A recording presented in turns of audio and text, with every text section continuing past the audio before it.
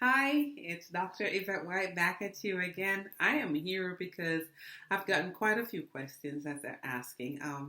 Dr. White, why would I have a writer and then a grant reviewer? What is even the difference between the grant writer and the grant reviewer? What do you really do?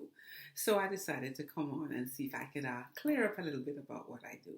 So, first thing, as a grant reviewer, I am charged with reading the funder's announcement thoroughly to make sure I understand every area of the requirement.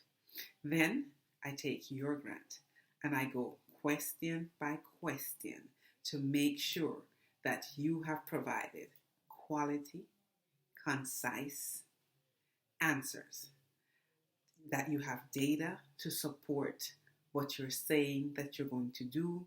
In most cases, that you have identified the need, the population to be served, the outcome, and the evidence that you have either done this before or you have that collaboration set up with other organizations where you have proof that you have and can continue to provide the service that you're asking the funders for funding for. I also look at your budget line by line to see if you've addressed all the areas or the requirements that they have in their budgets.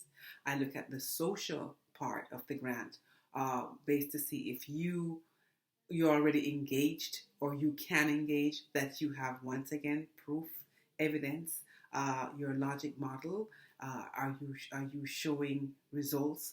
Is your outcome clear? Can they see the results that you're saying that you can do?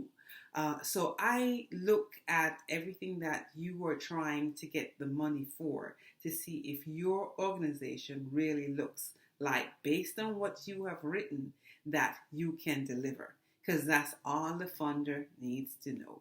They want to know if you have the manpower, if you have some other kind of funding, usually, if you have the collaboration, if you have the technical ability to pull everything together to deliver the services that is important to them and that you say is important to you. So my examination covers all of that information, and they're looking. A reviewer is looking for you to be concise. They're looking for quality work. They're looking that you can actually do what you say you're going to do, and that you have actually done it.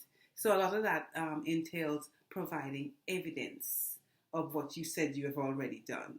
So they also look at your strengths and your weaknesses. And the aim is, everyone will have some kind of weakness, but not too many. And to have it in a way where you can actually work on that, improve that, and where it can be a part of what you're doing, but not something that's going to allow your program to fail.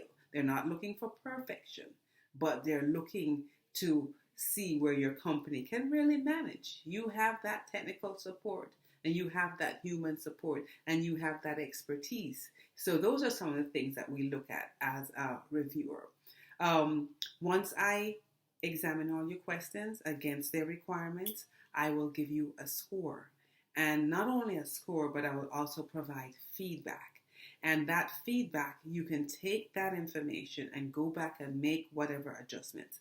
Because when the reviewer is scoring your grant, it's two categories. It's strength and weakness. Strength and weakness. And that basically says, did they present everything that we asked them, right? Did they write this in such a manner that we are convinced that they can manage this project, that they have that tech skills to deliver, or the experience to deliver? Are they working with some of these other organizations that we suggest? What is the resume? What does the resume of their board and these other employees, what does the resume look like?